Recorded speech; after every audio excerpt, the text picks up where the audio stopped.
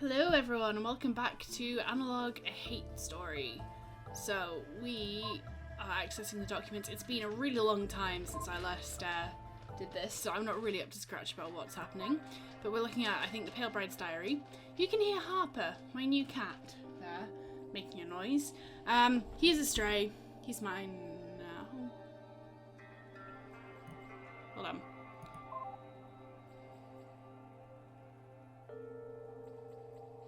Okay, so they don't really mean anything and they're just codes. I've just never noticed that before up there. Dear Diary, I guess it's been forever since I cared enough to write anything down. I just haven't seen much point. Since my last entry, I got married, moved into the palace, and lost my virginity. Apparently, for a girl my age, none of these things are really all that weird. The Queen finally insisted on talking to me the night after I first slept with dearest husband. I'd been expecting it.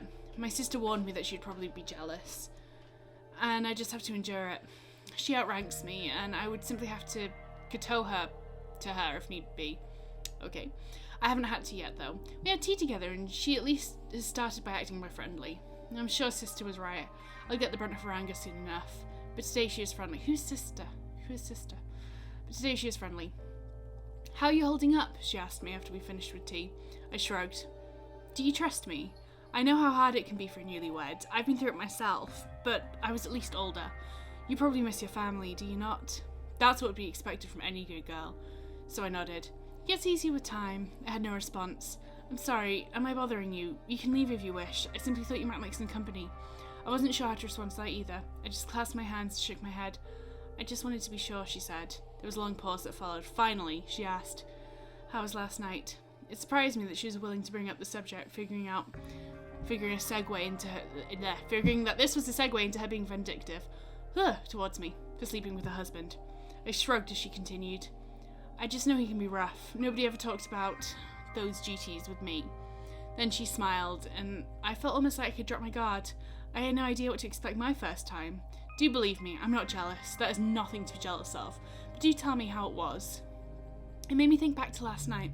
Honestly, it was the best night I've ever had since waking up in the future.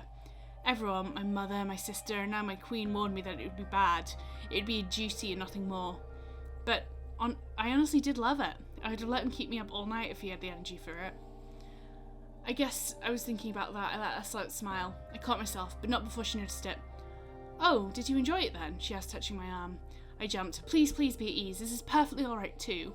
So long as you know it's just for him, there's absolutely no shame in that. There is none. I expected to jump into something passive-aggressive from that, but she didn't. All she did was change the subject, and said that she was really worried about me. Maybe she isn't so bad. Good. So the wife is being nice, I think. Little sister. We'll be finding out who sister is. Dear Diary. Harper, you're gonna jump on me, aren't you? Jump on me before I start reading this. Don't half jump on me. Don't be so adorable. There we go. He's going to walk all over the keyboard and destroy everything. And he won't. If my mouse goes crazy, it's because he's rubbing his head up against my hand. Attending to my husband has been easier than I was afraid it would be. Yes, there's days when it requires more strength than usual to keep going. And I'm still getting increasingly more sick. Nothing will change that. But it's not so bad, really. All I have to do is dote on him and try to anticipate his desires, and he's happy with me. No abuse or anything. Sure, it's not as if I like him. He's an ugly 40-year-old man who cares only about politics and never tells me anything. Love. Well, that's certainly no concern. I don't know... Stop it. I don't know where I ever got the impression that was something that could ever happen in a marriage. Stop it. Stop it. Before it was... Stop it. No. All you guys will not know how insane this is. I thought it was something for the past, but well... I was young before I got put in stasis. I must have been a mistake of childhood. But so long as I do as I'm told, I'm not mistreated. Like I was by my sister. And sleeping with him feels good. I really hope I don't get pregnant soon. I don't want that to stop. Doing that is really the only thing that makes me happy these days. Well, that, and Jay Hoaz talks with me. She's nice, she keeps me company when I stay up to wait for his return. She fetches servants, take me to bed on those days. On those days I'm just too feverish to sit for long. And she just talks to me, as if I'm my friend. I don't really understand why, but I guess she doesn't hate me after all. Do let me tell you, she said one evening while she brushed my hair. I always wanted a little sister growing up. That's how I think of you. Does that make sense? I shrugged. It was nice of her, and it felt so relaxing to let her touch my hair like that. She wasn't waiting for a response anyway, by now. She knows better. She just keeps talking kindly to me. I didn't show you the last thing that I showed you, that I read. So you can see she was really kind. She really was.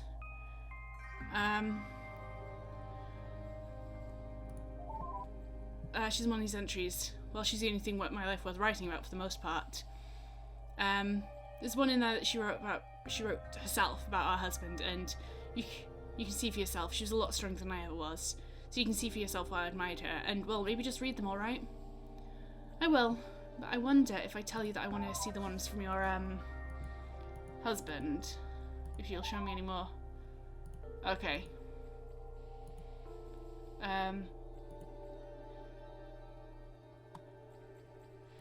Okay, so yeah, same stuff. She didn't really talk about her husband. We already said all that stuff. Let's give us Justice Wives again. No, she's got nothing to say to that. Illiterate. The more she lives in my house, the more I'm confused by the mystery that is the Pale Bride. No wonder why my husband has been favouring the Kim family lately. The daughter seems to be the perfect woman. She's not simply a pale beauty, she's always too shy to speak at all, let alone argue. Seems to hang off his every word, and it turns out is actually so completely humble in her education that she cannot even read. Or rather, she cannot read normal characters. I have observed her writing to herself, in perhaps what may be a diary. When I asked what it was, she wouldn't say, but I was quick to hide it. I could not recognise a single character on her screen, however. They seem simplified compared to the regular writing. Perhaps she's just invented a writing system just for herself. It's very strange. Did you ever receive those letters I sent to your house before you arrived? I asked her, curious. Seemingly she had. Did you read them? Hiccups, sorry. Her response was worried, as if she was scared that I'd be angry to find out that she hadn't. I was not, of course. I'm sorry, I'd assumed, are you able to read? That was when I found out she wasn't. I offered to read them to her, to which she seemed quite enthusiastic. I think I'm likely to leave out some parts, however. I had enough difficulty bringing myself to write them more embarrassing parts of the family history. Bringing myself to talk about them, even if I know she would never say anything, is just far too much. Like all things with her, I cannot tell whether her enthusiasm is sincere or an effort to make me happy. This troubles me. Aww. Of course I wasn't illiterate. I could read just fine, just not the stupid Chinese-based characters. I mean, I can understand them now. Everything except my diary entries is translated from them. It's such a dumb way of writing. It makes everything come out so stilted compared to proper Korean. Anyway, you're showing me because you're interested. Yeah, why not? Yeah, I'll give you the letters she sent. I think I already had them. It's the incest thing she never told me about at the time. I'm read about it now. I don't really blame her. And, well, here, you can see what I mean for yourself. I think I already read them, though. So, we'll see. Because there'll be a new thing. Muteness. Dear Diary, I've been thinking a lot about how close my death must be now. Lately, I've been getting prone to fainting spells. It probably goes right along with my diminishing appetite. If the doctor from the past is right, I've still got over a year left to live. Maybe more. He said it wasn't very likely to get bad enough to kill me until I was at least 18. Although, maybe all those years in stasis may have changed that. I don't know. But if he is right, and I haven't lost track of time, I'm 16 and a half right now. So there's still a while. Woo. Right, page 2. I've been trying to hide the signs of sickness. Even if I could explain, I know full well that nobody would believe me. So far, hiding it has been mostly working. Although, I did have one of my fainting spells while my husband was on top of me. He wasn't angry at me, though. I don't think he cared. I know all I write about these days is sex with my husband and conversations with his wife. The Kim family would be proud, I guess, but those two things are all that is really worthwhile in my life. I have other responsibilities, of course. They're just not that interesting. That's about it. Anyway, the Queen has continued to be nice to me. She finally figured it out. We were having tea together one afternoon, she was talking about nothing in particular, and she asked me some questions that I just shrugged to. Hope you don't take this the wrong way, she then said. But there is something I'd like to ask you. I nodded. I don't think I've ever heard your voice before. I just nodded again. Why don't you ever speak to me? Are you just saving up for the Emperor? I didn't know how to respond. She was so close to getting to bringing the subject up, I wasn't able to. Yeah, that wasn't the right question, so I shook my head. I'd hoped that a next question would be... It was. Then, Hionai, she said uncertainly, are you mute? I felt like screaming yes at the top of my lungs. I was so happy that she'd finally figured it out. I smiled and was about to nod enthusiastically, but suddenly I stopped. What if she thought less of me if I said yes? If she knew that the reason I was so quiet and demure wasn't because of any sort of discipline? Those were the things people liked about me. Would she stop liking me if she knew? What if she told my husband? I was so terrified I couldn't think of any correct answer. If I said no, I'm sure she would have asked to hear what my voice sounded like, and I'd be forced to disobey. And if I nodded, then she'd know I wasn't trying really hard to be a good wife, and I'm sure she'd talk to my husband about it, so he'd know too. But while I stared at her in terror, thinking about how to respond, she sighed and sipped her tea. Don't worry about it, she said. You do not have to answer. Please do forget that I even asked. You know, nobody ever noticed that until her. Nobody cared. Nobody ever thought of it or cared enough to find it out. But she did care. She actually paid attention. She was great. Oh, she looks so sad.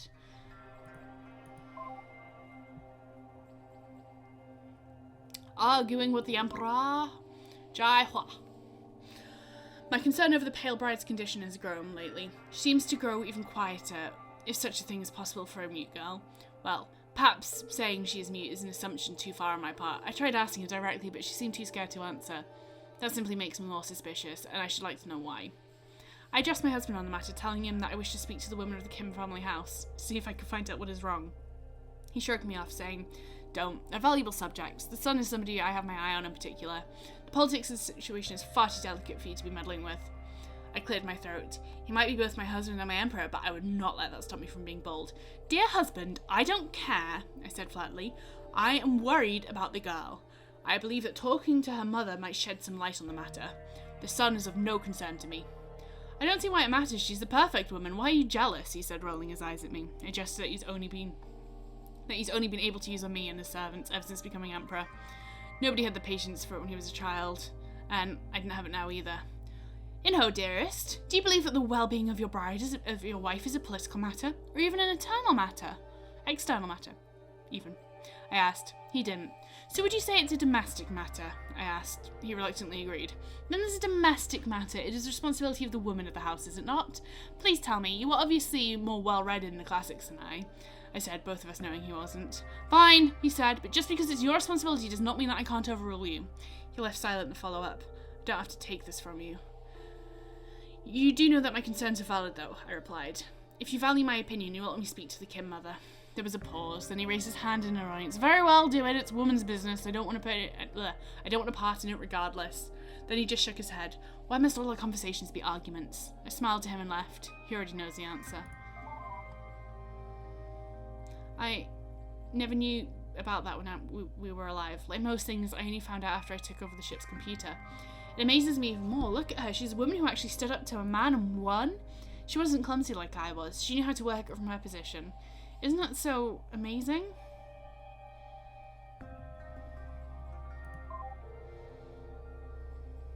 And why did she have to die? Dear diary, you always forget how terrible it is to cry yourself to sleep until it happens. It's the ultimate feeling of helplessness. But what's new there, right? I just miss her. Even if she scared me, I miss her so damn much. Jaiho was the only one who was sympathetic to me. Why did she have to die? Is that my fate? Anything that makes whatever short life I have bearable must go? Fate just hates me, I've decided. I don't know what killed her. I overheard one of the servants saying the doctor claimed it was too much worry caused by an excess of wood in the spleen, which she claimed to be common in oversensitive women. I was baffled by the absurdity at the time. I still am now. My only friend is dead, and her diagnosis is absolutely insane. What do you even say to something like that? Well, I guess it's not like I need to worry about knowing what to say. But in light of that, it doesn't surprise me that nobody ever believed I was sick. With medicine that stupid, why would they? All it does is reinforce how hopeless everything is. I just constantly wonder, why did my father, or my own doctor, think that people would be much smarter in the future? That medicine would be better? My servant has been helping me get through all the funeral stuff. Well, I mean, she's been guiding me through the rites. Practically doing them for me, really. I'm so weak and so stunned. I don't even know how I've been getting out of bed. I couldn't describe any of the ceremony. It's all a blur. There's been lots of black dresses, I suppose. That's my only impression. And crying. Lots of crying. From me. I didn't know she died. I don't know. No. I don't know what that's supposed to mean. It's ridiculous.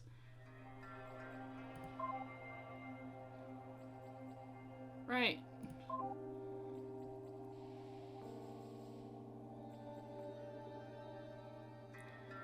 Four, 5, 6.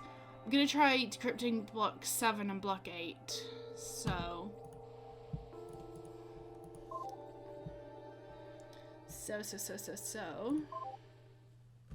How do I do this again? Help. Decrypt block 7. Oh, okay. Decrypt block 8. I don't think I spelled it wrong. Does that mean there's not one? Oh, I might need to be unlocked by one of the people. There was a 9, wasn't there? I think that was a 9. Quit.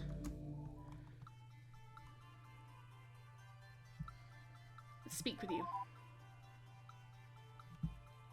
I'll try. Please understand my position at the time. My world was so small and I just lost my only friend. And then well, I'll give you my last 2 diary entries. They have the whole story. Just please don't judge me while you read them, please. Access logs. Yeah, block 7, did I already decrypt it then? I guess I must have. Oh well, let's have a look here. Back to hell.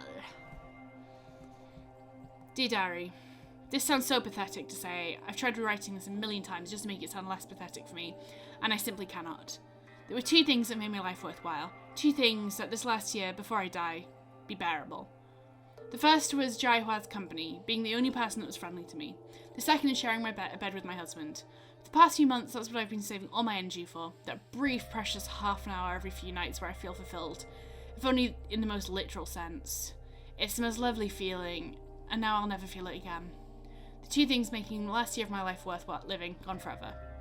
The past few nights I've been trying to get the Emperor's attention in that way, pleading silently for his affections with no luck. On the 4th, was it the 5th day? He finally took me aside and said it in a painful annoyance in his voice. Enough. Stop that. It is completely inappropriate. You're supposed to be in mourning. Show some damn chastity. Or do you have no respect for my wife and your queen at all? He snapped. When I looked confused, he just lectured me. When I cried, he sighed and held me tightly, then left the room. I haven't spoken to him since. But later that day, my servant came into my room with good news. I was to go visit my family for a couple of months while the house is in mourning for Jai Hua. I couldn't argue, of course, even if I was able. So just like that, I was sent back to hell. I was dressed in the usual veil so nobody could see my face, as I was escorted back to the Kim house in the middle of the night. Mother and father were there, briefly, to greet me, and in spite of how I felt about them, I put on my bravest smile and bowed and nodded politely to their questions about how I was doing. Then I had to go to bed, and left me alone with sister. Young Suk was nowhere to be seen. Hi, she said. I never thought you'd end up visiting us again so soon. I shrugged. Well, let's have some tea. It's just us still around, she said. I nodded. It seemed like a good idea. There was a pause. Well, go make it, she snapped, removing any doubt that she might treat me with any sort of friendliness. Of course I made the tea. I don't disobey her anymore. Thanks, she said. So, young Suk is out, attending to official business at the moment, but you should avoid him. He's still angry at you because father-in-law finds you more important to the family than his own son. Can you blame him? I had no idea what she was talking about, and she just continued. So you really shouldn't talk to him. Oh, I guess you can't really do that, can you? Well, you know what I mean. Yes, I knew exactly what she meant. I'm surprised you're back so soon, though, especially now that you don't have to share your husband. Does that mean you're the primary wife now? I didn't know. Does that make you queen? Oh, what a great fortune you have. Father-in-law must be so proud of you. I stared at her, wishing nothing more than to be able to kill her through sheer force of rage. How could she possibly say something so awful? My only friend was dead, and here she was taunting me. What an awful thing to do. I couldn't hate her to death, no matter how much I tried, so instead I tried holding back my anger tears to hide my weakness. I couldn't do that either. She was so mean to you. Just please keep reading. Okay, let's do the last diary entry. I'll kill them all! Ha ha ha ha. Dear diary, I was far too feverish to do any real cooking, so my servant was doing all the work for me that night when father came in. I think he was drunk, or maybe just tired, or stupid. You know, child, he said to me, you grew up to be a wonderful daughter. I was shocked to hear him say that, and I waved my servant out of the kitchen. I never heard even the slightest indication of that before. For the briefest moment, it made me happy to hear that. That surprised me. I'd actually felt that I'd actually felt that way. As a kid, I never wanted his approval, so why now? He continued to make me wonder when he asked, "Do you remember what you were like as a child?" I nodded, but I wasn't certain I did. You were so temperamental. You argued all the time and you didn't want to get married when the time came. You just didn't ever know your place, you know? That's right, I didn't. That was back when I thought there was a point to being defiant. Why was that, I wondered. That's the part that amazes me now. I tried to think of a reason why I might want to be defiant, why I valued independence, and first I couldn't even think of anything I'd forgotten. I'd forgotten entirely. Don't tell young Suk, but it really scared me. You're always the family's best hope for prosperity, but that attitude of yours, I thought I'd never managed to disavow you of those crazy, uncivilized ideas of yours. He said, well, I tried to think of what they were. There were times I thought it was a mistake to have hatched you, but you came through, you really did. I know it must have been painful, but I'm proud of you. Then he patted me on the head. You turned out to be a good girl. That's all I wanted to say. It was hard raising you to be a proper woman, but you've turned out to be perfect. Thank you, he said. I stared speechless and tried to remember what crazy uncivilized ideas he was talking about. Thinking back to those days, or back to before I was frozen, I tried to remember. I had dreams of what adulthood would be, but they were so unimaginably different from what the reality turned out to be that they seemed impossible. Completely impossible. Nothing more than childhood fantasies without a shred of realism to them. I tried to think of what they were, to imagine them. In those dreams, I was strong, independent, and I wasn't just a wife in those dreams. I had a job, working as the ship's engineer, following the footsteps of my father, my real father. I wasn't married in those dreams. I was happy to just go on dates with boys my age. In the ship's plaza and fall in love... Sorry, I read that as if it's a full stop. The ship's plaza and fall in love before making any commitments. I dreamed of being free. The more I thought about it, the more I was certain that's what those dreams were about. That's what I'd wanted. But father, Kim Young-soo, rather, had made sure to disavow me of those notions. I learned to stop arguing, to stop trying to fight, and to stop dreaming of those things. In other words, I learned how to be a proper woman. And he was proud. Proud of destroying my dreams. And now I would die into the house of that man, silenced, broken, hopeless, and unloved. I was overwhelmed by the strongest feeling I'd ever felt in my life. The deepest bitterness, the most powerful resentment I could imagine. I looked at the knife near my hand and I wondered, could I kill him? Before I died, could I at least have justice? I tried to lift the knife. My hand twitched and it was too hard to keep a grip. I was just too weak. I'd never be able to do it. He smiled at me and said, sorry, please, go ahead and keep cooking. I won't distract you anymore. Then, just as he was about to go to the door, he added, take care of yourself. At that moment, I vowed that I would. I wouldn't worry anymore about all those people who'd hurt me. I'd take care of myself. I couldn't stab him to death. I was too weak for that. But then I remembered there were other ways. If I disable life support, I can kill him, and all the others too. It'll be quick, it'd be easy, and not one of them don't deserve it. All I need to disable is the admin password. It's perfect. Oh, you didn't read that it was your own name. Well, so there you are then. Now you know, it's true. I did do what she said I did. I'm not gonna lie, I really wish you'd never met her. I wish she'd never said anything to you. I just thought it was so nice the way things were with us before. Hold on, how do I save? Yes. 80%, good. Good. I got to be cheery for the first time in my life since I was a child, talking about actual romantic things together, having fun with cosplay, and just, you know, having someone there to talk to, someone who wasn't interested in shutting me up, but now, well, please, you've read my diary. You have to know it's not. You have to understand, right? Even if you think what I did was wrong, look, I've never been dishonest with you. Fine, I lied about being an AI, but I told you the truth. I could have deceived you, but I didn't. I trust you. You do? Really? Oh my word. I mean, of course, I'm so sorry. I should have had faith in you. I really should have. I feel bad at this, but thank you. Thank you so much. I can't believe I even doubted you for a second. Look, that means a lot to me. It means so much. I mean, I'm sure what I did wasn't right, I know, but I'm sure you don't think it was. I just want you to understand, alright? For someone as good as you've been to me, I want you to please understand at least. Just hear me out. Of course I'll hear you out. That's how I get the story. You're a really good person, much better than me, thank you. Oh, yeah, I am. Because I'm real. Not because she's an AI, but because she's a character. Anyway, done very well. It's probably just better if I show you.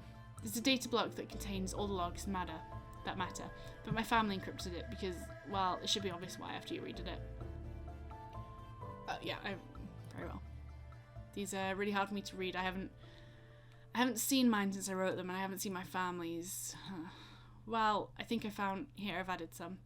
Please just read them. If you want to know the whole story, those entries will explain. Yes, I didn't actually get to read them, did I, before? So we will read those next time, because we are a bit... Oh, my headphones are falling out a bit over time now, so thank you for watching, and I'll see you another time. Bye-bye.